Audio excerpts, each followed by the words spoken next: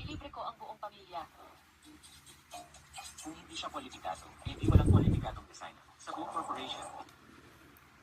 Ay. First time to buy this. Titignan ko kung masarap.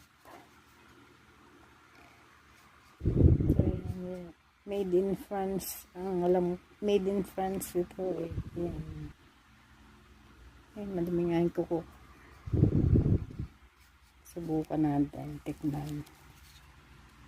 Yan lang, ano niya.